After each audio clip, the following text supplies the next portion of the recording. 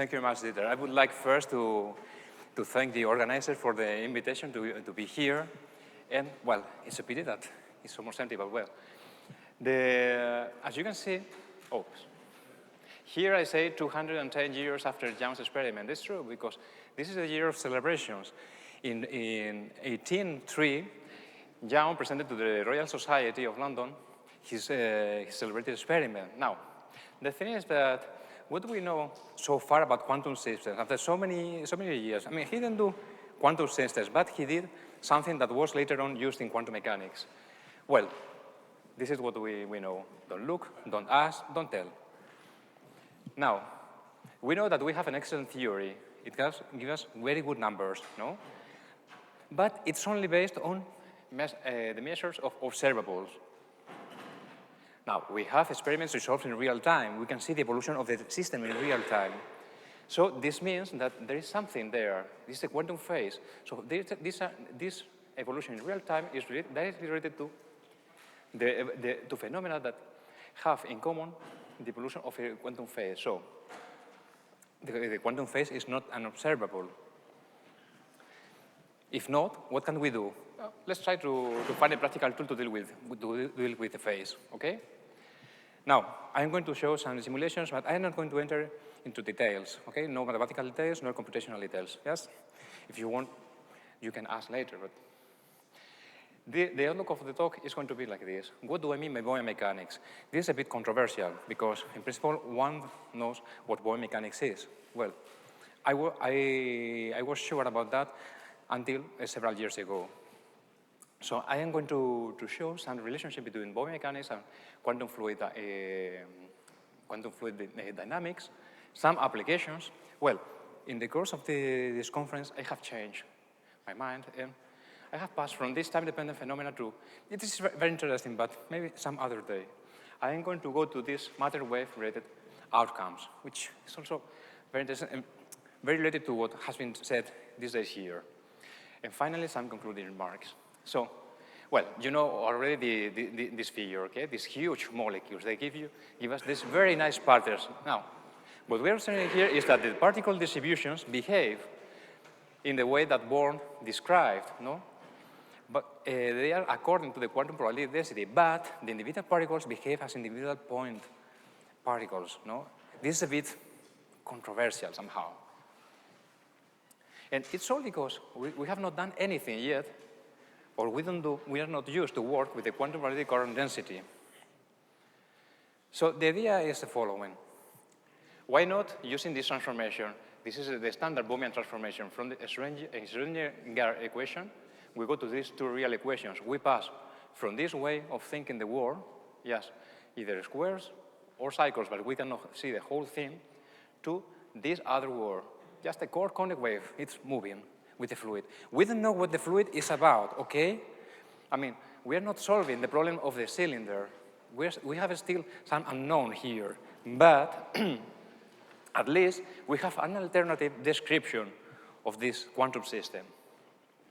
So now we have the wave and we have a particle, okay, which evolves according to this equation. Well, we all associate these ideas to David Bohm and also to the Pilot wave model devised by de Broglie. I'm not going to talk here about de Broglie because rather than the Pilot wave model, I would like to focus on the double solution theory, which is more interesting and is very, very closely related to Yves Coudert experiments. So, and it deserves another talk, okay, by itself. What I'm going to do here is go to this guy. He was Henri Madelung. Nobody knows much about him. However, he was the first person in suggesting this sort of transformation. He thought, okay, we can use the transformation relation that I showed before between the wave function and two real fields to go from this complex differential equation to this hydrodynamic set of equations, okay? Now, it's funny because if we go to, I mean, we can go to many examples in physics, no? And we can see that all there, we observe these flow lines, okay, magnetic fields, aerodynamics, here is the same, here is the wind of a flame. We have these trajectories and streamlines. we go to quantum chemistry and we find these calculations with hydrodynamic fields, but associated to molecules. This was the first guy who computed these trajectories. These are, I should say, the first Bohmian trajectories that we have. No, they are from 1974.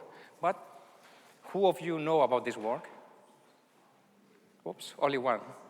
Sure. So it's funny, okay? Now, you can go also to the electromagnetic fields. You can go from these things for simple systems, this is from 84, to these very, very complicated things. This is what we would call a Bohmian trajectory. That these people don't call them Bohmian trajectory. They are just lines associated with the electromagnetic field. It's a very interesting idea. We can go to optical field. This is Sommerfeld. He was the first in giving a solution, an analytical solution to the border, diffraction by a border, okay?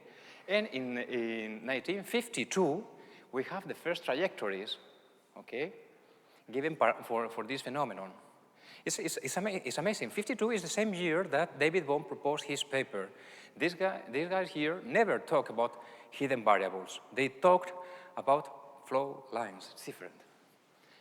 Prosser, of course, his paper in 1976, he plotted the trajectories for double slit. We can go to energy streamlines in sound waves, and again, we have these trajectories. It's funny, you know? This is 1978. So, with this, I think that do real quantum particles move along Bohmian trajectories? I don't think so. I think that Bohmian particle is, in principle, a particle that obeys a Bohmian dynamics, but that's all.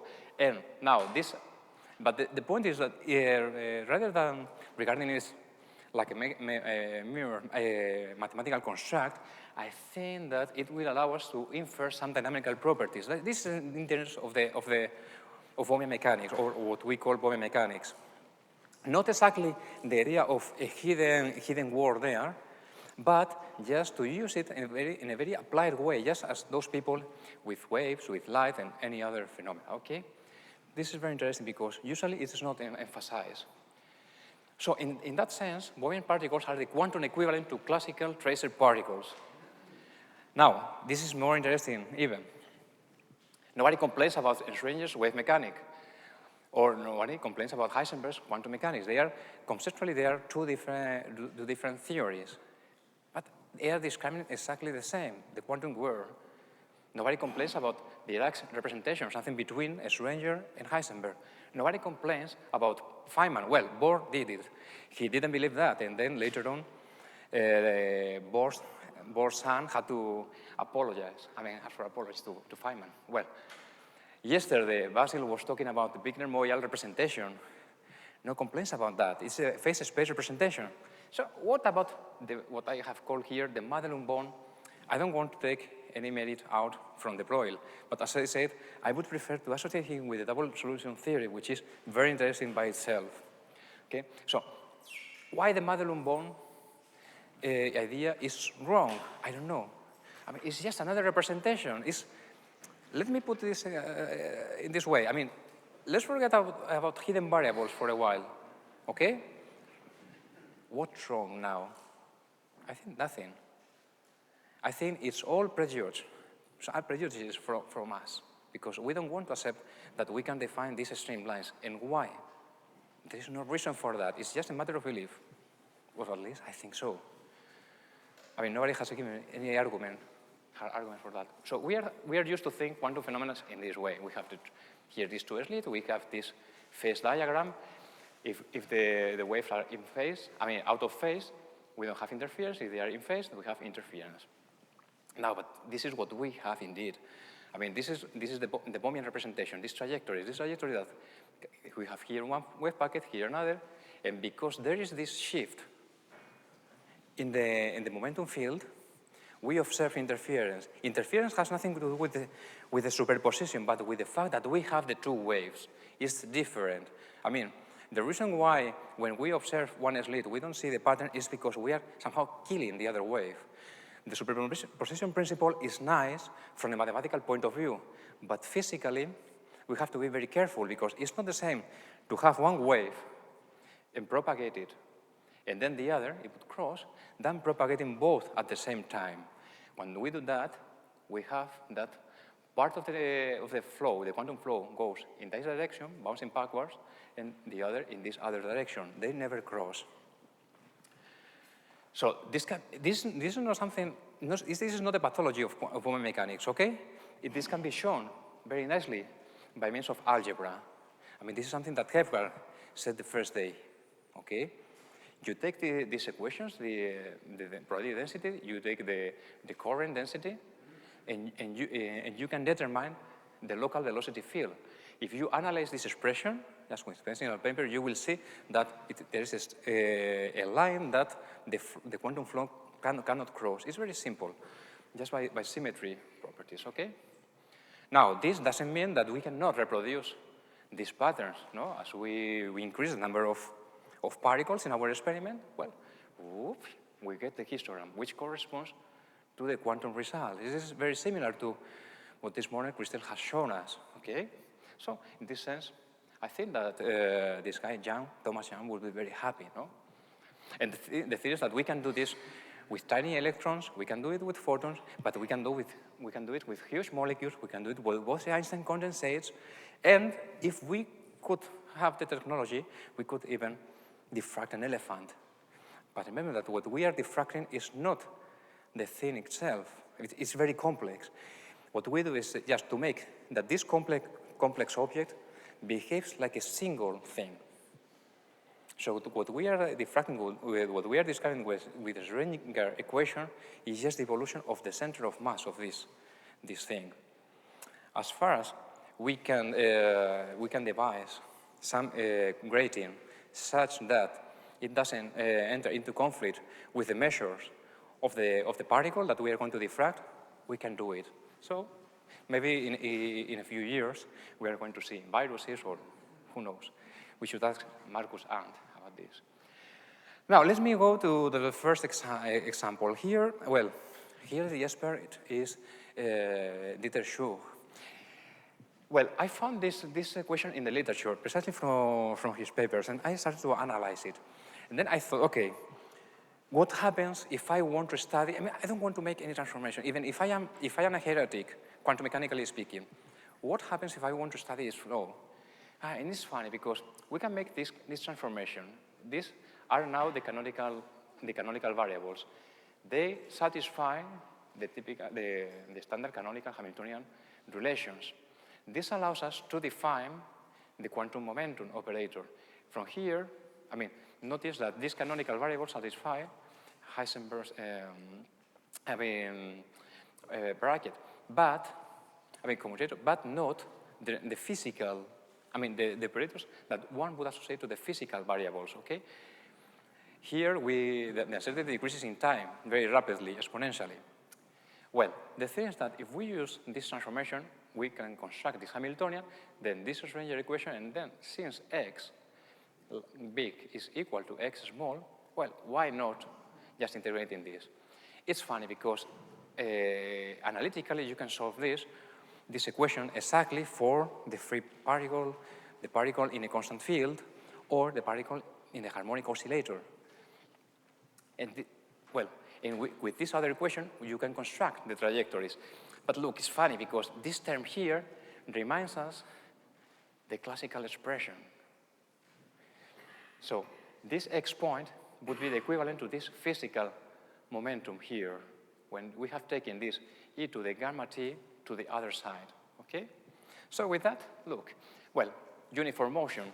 We can see that as we increase the value of gamma, the trajectories get localized. But in the extreme case, they move parallel, but there is a width in the wave packet, okay? Now, we take a constant field, for example, gravity. They fall, but as we increase the size, the magnitude of gamma, what we are doing is to make the medium more viscous. So we finally find a sort of limit velocity, but the wave packet has still a very well-defined width. Shuf. Now we go to the harmonic oscillator, and what happens? Shuf. collapse to the center of the well. But this is incompatible with quantum mechanics. Yes, but it is a friction model which has this pathology itself, okay? It is not self-sustained. There are some approaches in the literature which have included some nonlinear terms to avoid this effect. For example, Professor Shaw's approach introducing a term that depends on the priority density. There is another model due to costing, which is very interesting because here what we have is the phase of the wave function minus its average. And with that, we can see these oscillations, this falling to the center, but we still conserve the width of the wave packet, okay? Now, if we can go to other models, like think model of variables, and here we get back to this model. I mean, by means of these observations, local observations, we are indeed collapsing the system to the center, no? As we find here. Now, we can make interference. If the interference is in free space, we have two beams. They never see each other because of the friction. It's like they are frozen, so there will not be interference for a large value of this friction. Now, if we are in the harmonic oscillator, blah, blah, blah, they will bounce backwards and they will collapse to the center. Again, this is in correspondence with this variables model, okay? We can see these oscillations, and in the end, this collapse to the center, okay? Now, let's go to light. Before I said that we can speak about light trajectories. Yes, we can associate trajectories to trace the electromagnetic field. When we do that, well, look at here. We have the two-slit experiment. We have circularly polarized, this is a result from an experiment. We have circularly polarized light coming here. And when we put here a polarized which horizontal polarization axis, and here vertical, we do not observe anything. This is when we have no polarization or no polarizers, or they have both oriented in the same direction, we have interference. This is what is called the Arago-Fresnel effect, okay? Well, effectively, when we do that with trajectories, we observe this behavior. No, we have this maxima, this minima.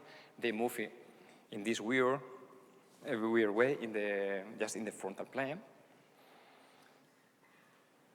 We can make an histogram, and it corresponds to what we observe, no?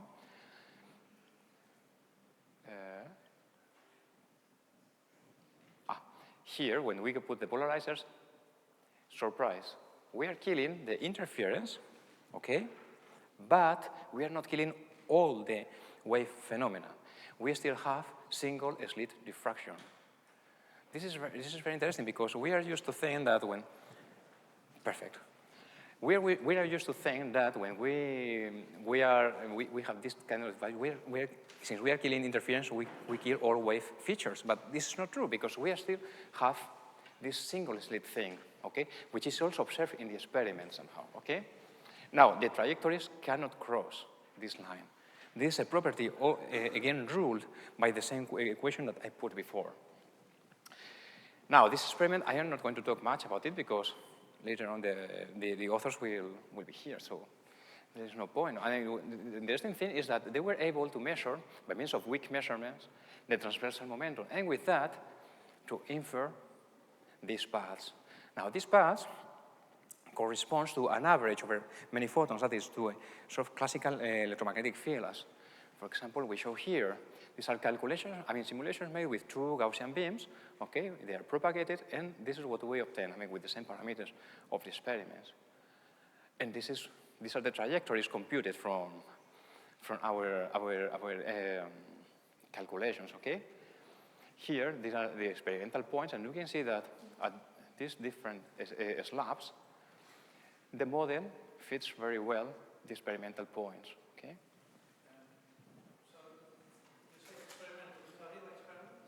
Yeah. Later, Efrain Steinberg is going to talk about it, I guess. Yeah? Last talk. So now let's go to some matter wave outcomes. Why that? Well, because we have been talking about the Talbot effect, no? Well, this is Talbot effect.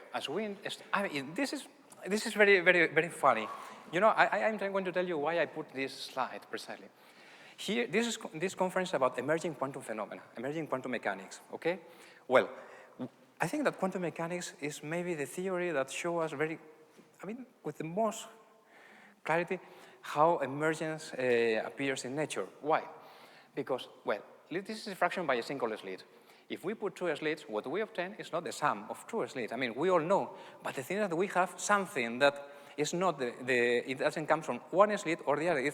You need to have both. And if you increase the number of slits, you have this carpet, this very nice pattern. But you look at this. I mean, this very nice pattern, when you translate it in terms of trajectories, you find these channels. So this is actually working like a waveguide somehow. I mean, the trajectory, the quantum flux coming out from each trajectory will never move towards the sides of the device. You can uniquely associate a piece of the pattern to one slit. It doesn't matter that you are using here molecules or photons, okay? It's always the same. Maybe this can be measured also with these weak measurements, I don't know. So let me go to this next experiment, Poisson's spot. I mean, Fresnel, as you know, made a very elaborate theory of light, okay? So, but it was Arago who proved it, because according to Poisson, he said, "Oh, this is ridiculous because if I have an obstacle, behind that I will have shadow, and according to your theory, I will have a spot of light." Well, Monsieur Arago, later on Prime Minister of France, proved that. And the thing is that when we go to particles, as this group for Norway did, you can observe it. And here, there are the particles. It's funny because if you need to have 2 dimensions to observe this phenomenon. Why? Because in 1 dimension, the amount of probability in this region is very, very tiny. We are talking something between the Fresnel region and the diffracting object, okay? It's very close. It's something that we could call the Huygens-Ehrenfest regime, okay? But now, when you assume the cylindrical symmetry, you start to increase the probability, and you get this thing. And then you get the spot observed in the experiment. I don't know why. Oh, sorry. There was the experiment behind. Well, now let me go finally to this experiment. Well, the delay choice experiment. I started to study this just recently this year because well, I had read about it. I knew about this paper. Where is Basil? I don't see him here. I'm going to be disappointed with him because he was telling to Gerhard the other day about the paper, and now he's not here. Okay.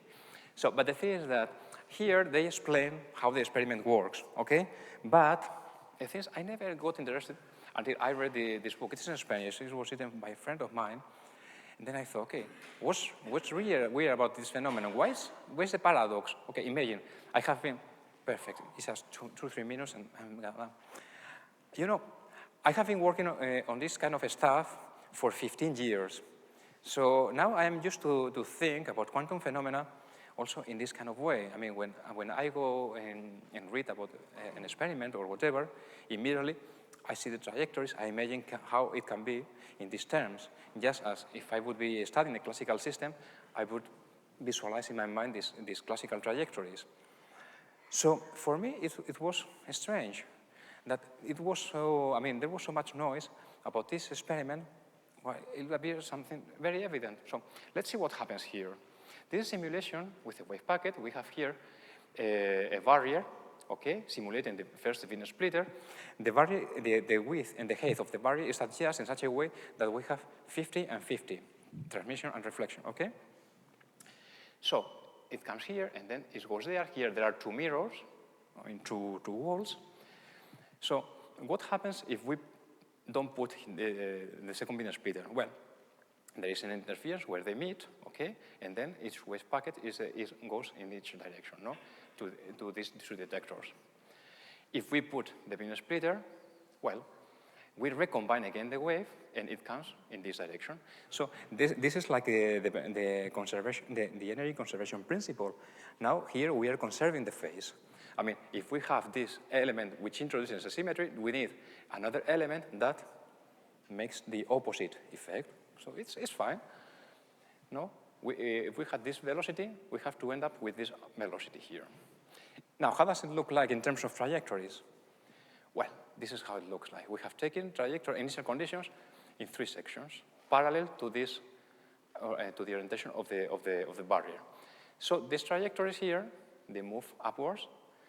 These trajectories move rightwards. And there are some trajectories in the center which, well, numerically you can never have a high precision. So there is a very small current going upwards too, but in principle, they should remain kept there inside the barrier. If we go here, all of them, they come here. You can see that some of them, they go upwards, okay? It's because, again, the numerical issue. But the important thing is that the probability associated with this is very, very tiny. So this shows very nicely what is going on in Wheeler's experiment. Now, I have some calculations with this barrier going upwards gradually in time, which is what the paper, when Wheeler's papers, deals about, no? But the thing is that they are not concluded, so maybe in the next talk, I will talk about them. So just to conclude, thank you very much, Dieter. Okay, rather than alternative interpretation, I think that Bohmian mechanics is, if we want to call it Bohmian mechanics, is an alternative representation of Bohmian mechanics, okay? So in that sense, it is nothing weird. No, this representation stresses the role of the quantum phase. I mean, now we can monitor it with quick measures in real experiments, before not, and that's why nobody cared so much about it. Actually, there is a story about the Bohn-Aharonov experiment. It's all about phase. When they presented the paper, it was somehow rejected because people thought that they were crazy. Well, Bohmian trajectories help us to understand and analyze the flow of the quantum phase. Therefore, in this philosophy, it's very interesting because we can transfer it to other fields with similar purposes, like, for example, we have seen light, or we could go to just maybe water. We could go to a liquid, just like if through their experiments, no? And from here, I infer 2 interesting practical approaches. Well, one is very, very pragmatic, no? We have some analytical and computational working. I mean, this is a very interesting analytical and computational working tool to study many degree of freedom systems, okay? And the other is that with it, maybe we can explore some other emerging, some dynamics, so underlying dynamics that in the end merge into what we know as quantum mechanics. So, well, these ideas are more or less summarized here in this quantum phase analysis with quantum, just generated Bohmian thinking in these books. This is the people whom I have to acknowledge their help because now there are too many calculations and, well, this is financial support and, well, vielen Dank.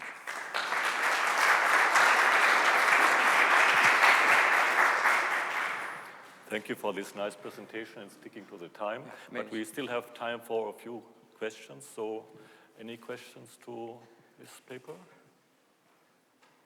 Well, if not, I have a comment to this dissipative case. This apparent collapse of the wave function is more something artificial because in this model that is due to Canna and Caldirola, you go from a physical position and momentum to some canonical ones via a non-canonical transformation. That means if you transfer this into quantum mechanics, you have to compensate this by a non-unitary transformation. That means the wave function is changed non-unitarily, especially the action that is related between the physical and the canonical ones is multiplied by an exponential factor. Now, if you remember the definition of the wave function according to Schrödinger, is action is proportional to the logarithm of psi. So if you take this into consideration, you have to multiply the logarithm of psi with an exponential factor. That means actually your wave packet is spreading even faster because it has an exponential boost. So if you look at this wave function, it depends on position, on time, but it's not the physical wave function because the position variable is not transformed, only the momentum. But what you obtain is the wave function in the canonical system, not in the physical. And if you transform it, all these kind of discrepancies like collapse of wave function or decaying of uncertainty product, all this disappears and you have totally correct behavior. We have a late question. Okay. Has anyone compared I'm interested to know the difference between the computational requests.